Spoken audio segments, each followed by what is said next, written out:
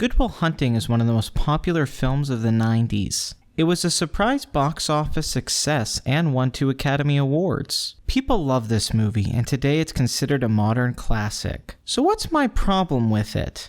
Well, Will Hunting.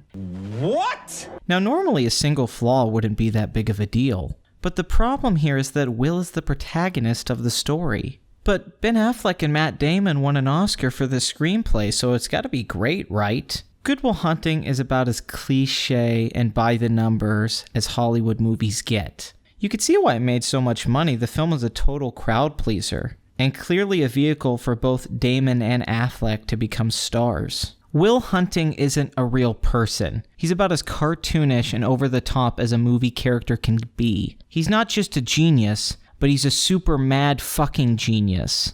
That would be in a comic book or something. He's Lex Luthor. He's a math genius. Okay, I can go with it. But no, it's not just that. Will is also a master of sociology, art, and history. The movie even establishes that he's read every book ever written. He's good looking, a badass, and even funny.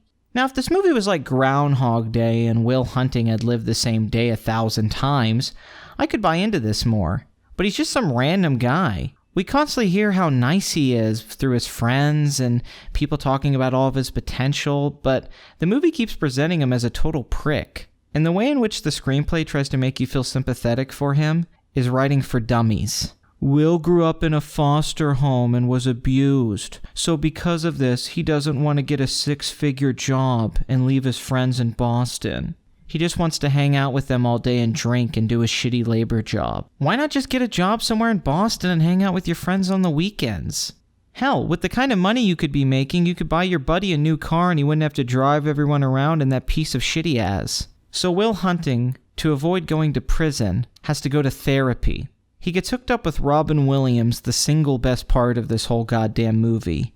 See, Williams lost his wife and feels like he didn't get enough credit in his youth. The two of them become close friends, and Williams is able to help Will get over the pain of his past to set a course for his hopeful future. All of these elements would be fine. A janitor who actually has a secret talent, him seeking therapy, not wanting to hurt the relationship between him and his friends, trying to hide something from a girl that he likes. But it's all written in such an over-the-top way. I mean, the best scene of the whole movie is one with William shitting all over Will for his lack of life experience. But even this moment points out the problem with Hunting. See, Will Hunting always has a rant or monologue ready to go. He never talks like a real person. You can feel the writing in these scenes, and it's never as natural as everything around his character. Ben Affleck feels real, Casey Affleck feels real, hell, even Minnie Driver feels real, but not Will. It comes across as a vanity project for Matt Damon to show off his acting abilities. So he just gave himself a bunch of monologues. A perfect example would be the famous bar scene. A moment designed to make the audience cheer for Will and be like, yeah, dude, you did it. You beat this asshole. His friends and him go to a Harvard bar. While there, Ben Affleck goes to hit on Minnie Driver and is lying about going to Harvard. Out of nowhere, some smarmy asshole shows up and exposes Affleck by bringing up authors and their works, quoting stuff. I mean, it's ridiculous. Who the fuck is this guy? Why would he confront some guy that could clearly kick his ass? Affleck is even about to beat this guy up until Will shows up. Is this guy crazy? Why does he talk this way? So him and Will then have a battle of wits, and of course Will wins because he's good at everything. This scene was parodied by Kevin Smith in Jay and Silent Bob Strike Back. Good Will Hunting 2, Hunting Season, perfectly captures why this original moment is so silly and works better in a comedy than it does in a drama. It's also the best thing Kevin Smith has ever done. Face facts, my friend. You're just no longer that good. Will Hunting?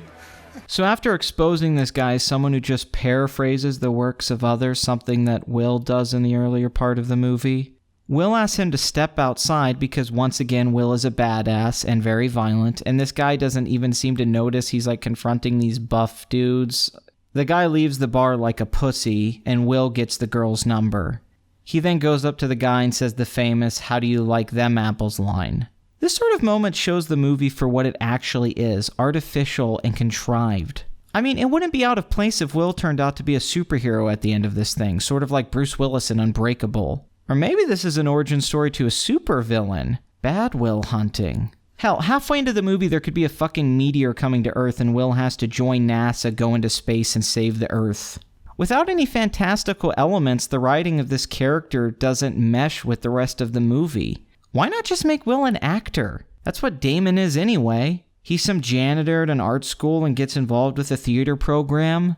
At least then he wouldn't have to know everything, and his on-the-spot monologues could just be done on the stage. I mean, nobody talks like this, and it feels like writers trying to make someone sound smart instead of saying smart things themselves. Once again, I like a lot of things about this movie. The structure is solid.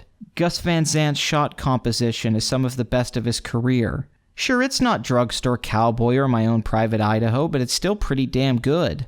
The score is amazing. But I've never understood how people can just ignore the problem with Will's character and how ridiculous he is. His laughable backstory. All of this stuff was done much better in the Oscar-winning film Ordinary People, directed by Robert Redford. Timothy Hutton tries to commit suicide after the tragic death of his brother. He goes to see a therapist played by Judd Hirsch, and together they find a way for Hutton to move on. That movie's about the whole family, but Timothy Hutton feels like a real person in it. Now, he's also very smart and an athlete, but he's never presented as something special. His depression over the death of his brother feels earned, and his development is never forced. Ordinary People is as cliché as Good Will Hunting, but it knows that clichés can be presented in fresh ways. They are just ordinary people, and that's why this death was so hard for them. It destroyed the image they presented to everyone around them, and the way they saw themselves.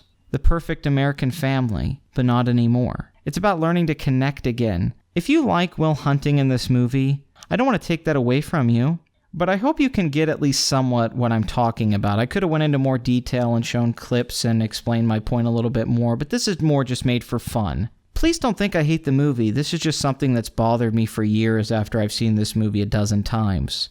So I guess there's only one thing left to say.